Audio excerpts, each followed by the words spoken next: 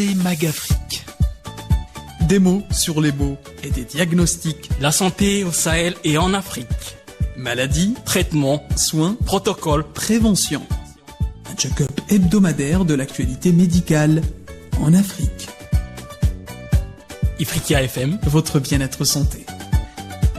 Santé Magafrique. Bonjour l'Afrique, merci de nous rejoindre sur les ondes de Ifriqiya FM. C'est les 26 minutes santé. Vous êtes sur la bonne voie si vous vous posez des questions sanitaires et que vous ne trouverez pas de réponse. On entame Santé Magafrique présenté par moi Samar Hamedi, accompagné du chef des services des maladies infectieuses, le docteur Ilyes Hamouk. Bonjour docteur, comment ça va? Bonjour Samar, ça va bien et toi? Ça va tranquille. Alors aujourd'hui, nous allons parler d'un organe, cette fois-ci, mesurant environ 15 cm de long et qui comporte 3 parties, la tête, le corps et la queue. Qu'est-ce qu'un pancréas, docteur?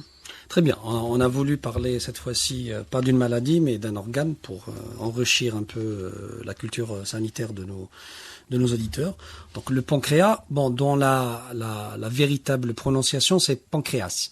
Parce que c'est un mot d'origine grecque, mais pancréas c'est en français. Donc c'est un organe vital qui est situé dans l'abdomen et c'est un organe qui est vital parce que il a ce qu'on appelle c'est un organe amphicrine. Amphicrine, c'est-à-dire à la fois exocrine et endocrine. Alors déjà avant d'entamer vraiment, il faut que j'explique. Alors, amphicrine, c'est un organe qui est un organe sécréteur. Donc, il va sécréter des substances. Quand on dit un organe exocrine, c'est un organe qui déverse ces substances dans le milieu extérieur. Par exemple, dans la gorge, dans le nez, dans le côlon, dans l'estomac. Donc, c'est le milieu extérieur. Quand on dit un organe endocrine, c'est un organe qui sécrète ces substances dans le sang. Endocrine, comme par exemple les glandes, comme la thyroïde, etc., qui sécrètent des substances dans le sang. Donc le pancréas a cette particularité de sécréter à la fois dans le sang, mais aussi dans le milieu extérieur. C'est un organe qui est très complexe, parce que qui aide à la fois à la digestion, mais qui sécrète des substances et des hormones très importantes, dont les deux principales sont l'insuline, que je rappelle est sécrétée par le pancréas et le glucagon. On va voir ça dans les fonctions. C'est des hormones qui sont qui travaillent l'un contre l'autre. C'est pour assurer l'équilibre du sucre dans le sang. Donc c'est un organe qui est connu depuis l'Antiquité. Le mot pancréas vient du mot grec qui vient de 2 contractions. Donc pan c'est tout et créas c'est chair. Donc ça veut dire tout en chair. Le pancréas, ça veut dire tout en chair. Il a été décrit pour la première fois par un chirurgien grec, anatomiste Hérophilus, et puis a été nommé quelques centaines d'années par un autre anatomiste grec, Rufus. Donc c'est pour ça qu'on dit pancréas, parce que c'est un mot d'origine grecque. Voilà. Et donc, parlant anatomie, où se situe-t-il? Alors, le pancréas est une glande qui est située dans l'abdomen, mais dans le rétropéritoine. Donc c'est la partie postérieur de l'abdomen, c'est derrière, c'est comme on a les reins par exemple, on a l'estomac qui est avant, on a le côlon qui est avant, en arrière on a le pancréas et on a les reins. Donc c'est un organe qui existe au niveau de l'abdomen à l'arrière, il est allongé transversalement entre le duodénum c'est la première partie du côlon, de l'intestin, à droite et la rate à gauche. Donc il est un peu aplati, devant en arrière, et situé entre l'estomac en avant et les premières et deuxièmes vertèbres lombaires en arrière. Donc c'est un organe qui est plutôt vers l'arrière. Il est de couleur rose pâle. Le pancréas a une consistance ferme et un aspect granuleux. Il mesure 18 cm de long, 3 cm de large et 4 cm de haut chez l'adulte et pèse approximativement 70 grammes. Donc vous voyez que c'est un petit organe avec beaucoup de fonctions, mais il est tout petit. Son épaisseur diminue en allant de la droite vers la gauche. Seule sa face antérieure est recouverte de péritoine. Donc voici brièvement l'anatomie du pancréas. Et quel est son rôle, ou autrement dit, quelles sont ses fonctions, à quoi sert le pancréas? Alors, le pancréas est une glande. Le pancréas, on a le pancréas exocrine et le pancréas endocrine. Exocrine, j'ai dit qu'il y a un rôle dans la digestion. Donc, parce que le pancréas, il fabrique des substances indispensables à la digestion des aliments. C'est ce qu'on appelle les enzymes pancréatiques. Les enzymes sont produites par certaines cellules du pancréas, appelées les cellules acineuses. Elles sont ensuite transportées dans le suc pancréatique, qui circule dans les canaux du pancréas, et puis se mélange à la bile. La bile qui vient du foie. Donc les substances au niveau du foie, les substances au niveau du pancréas, et ça va aider à la digestion des aliments qu'on ingère. Donc les enzymes pancréatiques, ils vont attaquer les aliments ingérés qui cheminent dans le tube digestif. Parce que nous, quand on mange, on va prendre du pain, on va prendre de la viande, on va prendre de gros morceaux, des tissus qui sont bien complexes. Mais pour être absorbés au niveau de l'intestin, il faut qu'ils soient découpés. Donc c'est un travail à la chaîne fait par des enzymes. Donc les aliments, ils vont être digérés et décomposés en de nombreux éléments. Donc on prend un morceau, par exemple, de pain. C'est des sucres complexes, donc il y a des enzymes qui vont découper ce morceau de pain pour donner des sucres, par exemple, qui vont être assimilés au niveau de l'intestin grêle. Si on mange de la viande, il y a des enzymes qui vont découper ce morceau de viande. On peut avoir des protéines d'un côté, les graisses d'un côté, les sucres de l'autre côté, qui vont être assimilés par l'organisme. On parle de pancréas exocrine pour désigner cette fonction. Les cellules exocrines représentent près de 90% du pancréas. Donc, la majorité de l'organe sont faits par ces cellules-là qui vont sécréter des enzymes qui vont aider à la digestion des aliments. C'est pour ça que quand le pancréas est malade, on n'arrive pas à digérer des aliments. Quand le pancréas est malade, quand on est hospitalisé, on arrête l'alimentation par voie orale, on arrête de manger. On va mettre des perfusions pour remplacer ça, pour mettre le pancréas au repos. Et quand on va voir ça dans les symptômes, dans les maladies, etc., pour le diagnostic, quand le pancréas est malade, le taux de ces enzymes va augmenter dans le sang. Donc ça, c'est pour le rôle exocrine, c'est-à-dire dans la digestion. Il y a le rôle endocrine. Comme j'ai dit, le pancréas fabrique une petite partie de l'organe, le pancréas endocrine, qui est responsable de la production d'hormones. Ces substances qui vont être sécrétées pas dans l'intestin, pas dans c'est-à-dire pour la digestion, mais dans le sang directement.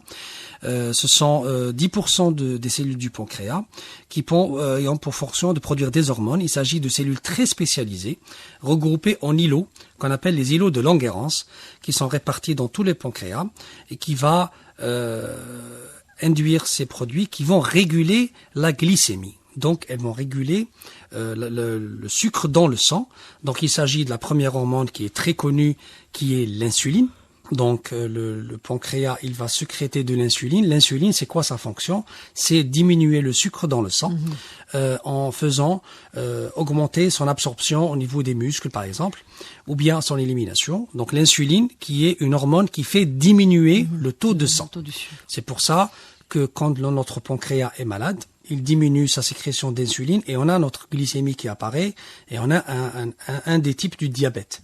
Et on doit remplacer cette carence en hormones qui est produite, qui est l'insuline, par des médicaments. Donc c'est l'insuline injectable qu'on se fait injecter pour remplacer cette carence. Maintenant, il y a une autre hormone qui est un peu moins connue, c'est le glucagon. Le glucagon qui a la fonction exactement contraire à l'insuline, qui fait augmenter le taux de sucre dans le sang. Et ça existe aussi en médicaments, en injection. Quand on fait une crise d'hypoglycémie très sévère, on fait une injection de glucagon pour augmenter le taux d'insuline. Donc voici principalement les deux fonctions du pancréas. Donc il y a une fonction pour la digestion des aliments, il y a une fonction régulatrice de la glycémie dans le sang, donc donc de sucre dans le sang, en sécrétant deux hormones, l'insuline et le glucagon, mais en faisant l'équilibre entre les deux.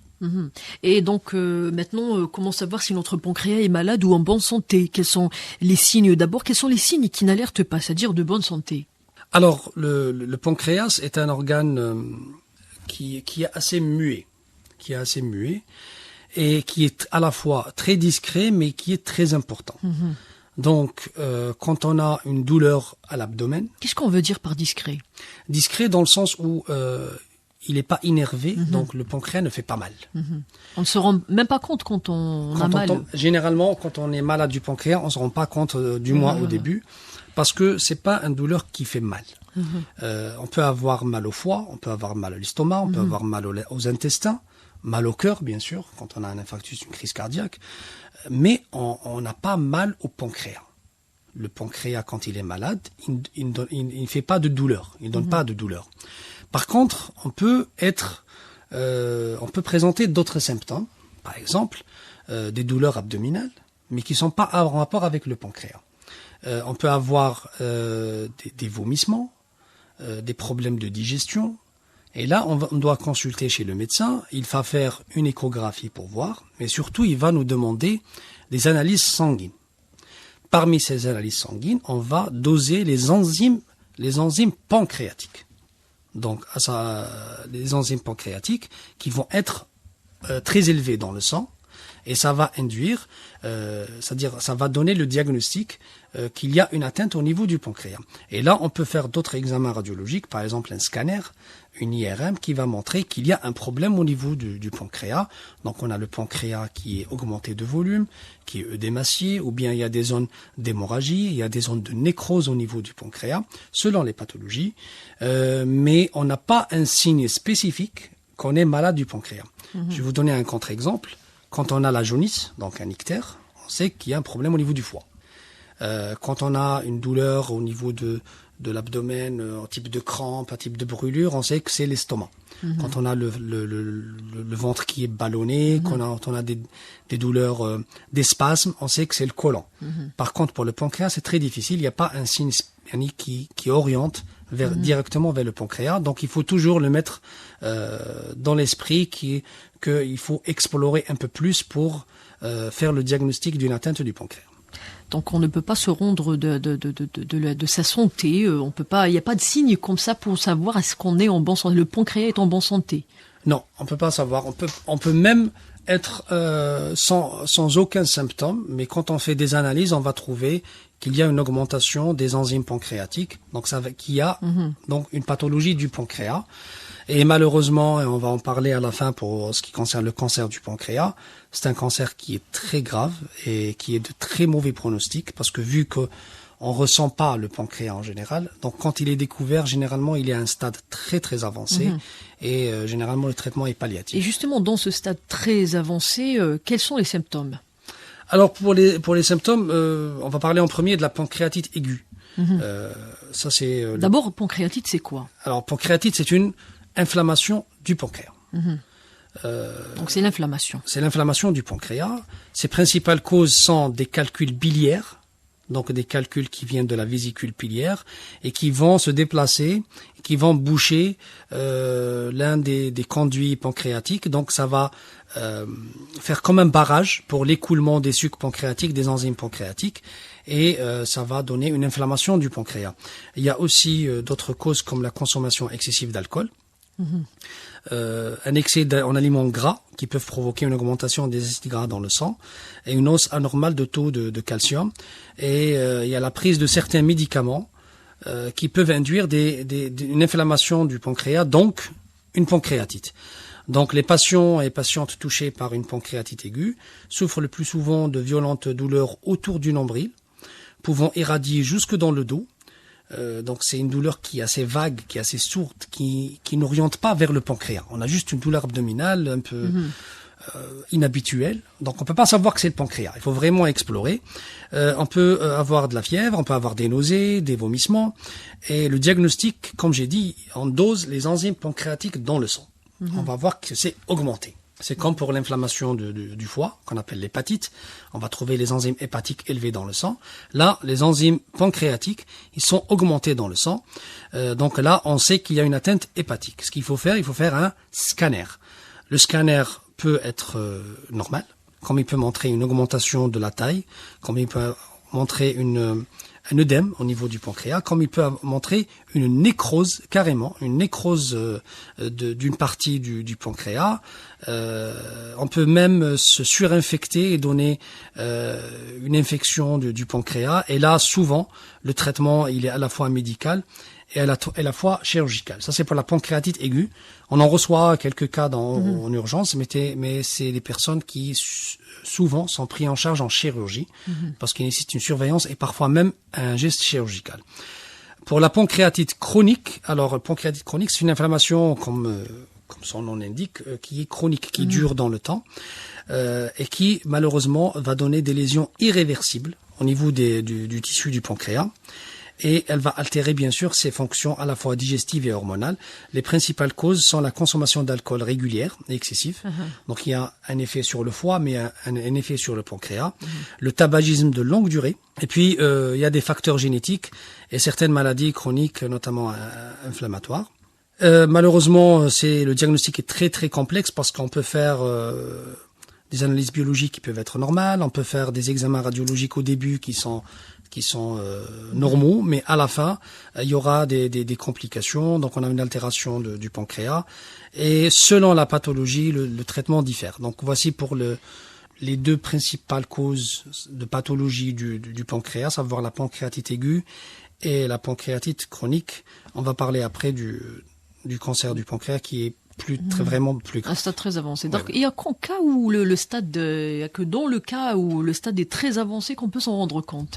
Oui, malheureusement pour le pancréas, on peut être malade du pancréas et ne présenter aucun symptôme. C'est vraiment quand ça évolue, c'est là où ça commence à devenir audible. C'est pour ça moi je le dis devant on a tous fait une douleur abdominale. Que ce soit pour un côlon, on a mal digéré, ou bien on a un peu mal à l'estomac, etc. Ça arrive à tout le monde. Mais devant toute symptomatologie persistante, une douleur qui dure plusieurs jours, il faut consulter le médecin. Parce que ça peut être bénin, ça peut être une gastrite, ça peut être un ulcère, ça peut être un côlon irritable, et on en a parlé la dernière fois, mais ça peut être quelque chose de plus grave, un cancer du foie ou un cancer du pancréas, et il faut dépister dès le départ, il faut prendre en charge dès le départ. Je rappelle malheureusement qu'il y a une personne très connue qui est morte du cancer du pancréas, c'est Steve Jobs, l'un des fondateurs d'Apple, qui est mort d'un cancer du pancréas, et le diagnostic a été très très très tardif. Et vous voyez, même Steve Jobs, aussi riche qu'il est, aussi connu qu'il est, il est mort de son cancer parce que c'est un cancer qui est très pernicieux et qui évolue à bas bruit. Il est sournois. Il est sournois. J'imagine, oui. C'est pas comme un cancer du poumon, on commence à tousser, Oui. là on fait une radio. Un cancer du côlon, on commence à avoir du sang dans les selles, etc. Cancer du sein, on commence à avoir une masse un peu à la palpation. On a des signes. C'est accessible. Même, oui. Le pancréas très sournois, il évolue vraiment à bas bruit, et quand on fait le diagnostic, généralement il est trop tard, donc il faut faire très attention. Il faut faire très attention. Donc, et qu'en est-il de la cause de tout ça, ou parlons des déclencheurs plus en détail afin de bien sûr faire attention. Alors le cancer du pancréas, c'est une pathologie qui est plus rare. Ça fait pas partie des cancers les plus fréquents. Il faut rappeler que les cancers les plus fréquents, par exemple chez la femme, c'est le cancer du sein. Oui, c'est le cancer évidemment. de l'utérus, c'est le cancer du poumon, parce que il y a beaucoup de femmes qui fument malheureusement, comme les hommes. Pour l'homme, c'est plus le cancer du poumon, le cancer colorectal, il y a le cancer de la prostate. Le cancer du pancréas, c'est un cancer qui est assez rare. Et je dirais bien, heureusement. C'est un adénocarcinome, donc qui se développe à partir des lésions précancéreuses.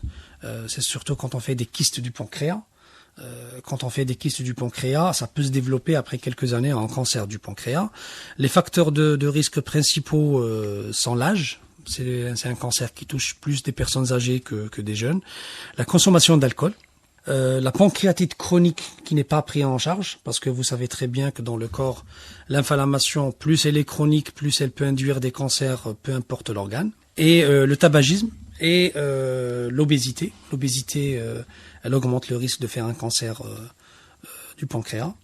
Et puis, malheureusement, il y a des prédispositions génétiques, comme pour toute maladie. On a souvent une part d'hérédité dans ces causes-là. Le cancer du pancréas est généralement asymptomatique, malheureusement, et ne se manifeste que dans les stades avancés, par des douleurs abdominales ou un ictère.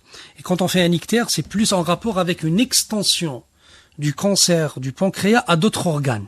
C'est-à-dire, on a le pancréas, le cancer, il se développe pendant des années, sans bruit, et puis il va atteindre l'estomac. On va commencer à développer des douleurs d'estomac. Et quand on fait le diagnostic, on va savoir que c'est pas le cancer de l'estomac, c'est un cancer du pancréas qui s'est attaqué à l'estomac, ou un cancer du pancréas qui s'est attaqué au foie.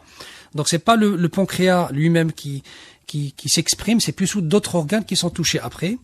On peut avoir un ictère, le diagnostic il est fait par scanner ou par IRM, qui va nous permettre de faire le diagnostic qu'il y a une masse au niveau du pancréas. Si la tumeur, donc si on fait un traitement chirurgical vraiment quand le stade n'est pas très avancé. Parce que si c'est avancé avec une atteinte de multiples viscères, généralement le traitement il n'est plus possible. On fait un traitement palliatif. Je rappelle, un traitement palliatif, surtout pour les malades qui ont le cancer, c'est un traitement juste pour diminuer les douleurs, pour améliorer le confort du malade. C'est pas un traitement qui va guérir. On va dire au malade, il vous reste 3 mois ou 6 mois ou 2 mois, on va juste vous aider. C'est un traitement palliatif. Maintenant, si c'est diagnostiqué au début, on peut tenter un traitement chirurgical. Donc on va réséquer, on va faire une biopsie, enfin une analyse anatomopathologique pour voir quel type de tumeur. J'imagine que c'est très rare de pouvoir le diagnostiquer au début. Est-ce que sa rareté, c'est exceptionnel. Est-ce que sa rareté fait que sa prise en charge soit difficile? La prise en charge, elle est extrêmement difficile. Il y a beaucoup de un grand taux de mortalité. Un grand taux de mortalité, et ce n'est pas en rapport avec c'est pas en rapport avec les moyens. On parle pas que de l'Afrique. On parle même des États-Unis, de l'Europe. Quand on est, je vous ai dit, je vous donne un exemple vraiment important, c'est Steve Jobs, l'un des hommes les plus riches. C'est un monsieur qui avait une hygiène de vie qui n'était pas catastrophique. Il n'était pas obèse, il était végétarien, mais malgré ça, il a fait un cancer du pancréas qui a été très avancé. Donc c'est l'un des cancers les plus meurtriers au monde.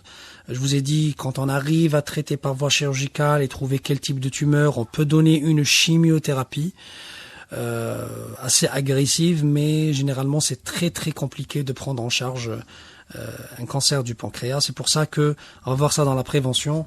La prévention est très importante pour ce genre de cancer. Donc on ne peut savoir qu'on s'inquiétait pour son pancréas, c'est ça? Non, malheureusement. Donc on ne peut aussi pas savoir parce que la douleur, on ressent pas la douleur. C'est ça. C'est ça. Donc il n'y a pas de consignes comme ça pour orienter les gens sur comment ou qu'est-ce qui fait que vous devez aller voir un médecin. En fait, l'abdomen, il y a plusieurs organes. Il y a le foie, l'estomac, le pancréas, l'intestin, le côlon grêle. Il y a la douleur de l'appendicite, il y a la douleur de la péritonite. Pour dire que telle douleur vient de tel organe, c'est vraiment difficile. Maintenant, il y a des douleurs parlantes. Quand on a un ulcère, la douleur, elle est parlante. Quand on a une appendicite, la douleur, elle est parlante. Exactement, Parfois même, rapidement, on opère le patient parce qu'on est sûr qu'il fait une appendicite. On va directement au bloc opératoire. Le pancréas, dans le cas de pancréatite chronique, il n'y a pas de douleur. Pour l'abdomen, c'est difficile de savoir d'où vient la douleur quand il s'agit de pancréas. Parce que il y a beaucoup de personnes qui négligent un peu la douleur. Ils se disent ouais, j'ai le côlon, c'est normal d'avoir une douleur, j'ai une gastrite, etc. Alors que c'est pour ça mon conseil pour les auditeurs, c'est que quand on fait une douleur, peu importe la localisation, et ça persiste pendant plusieurs jours, il faut consulter.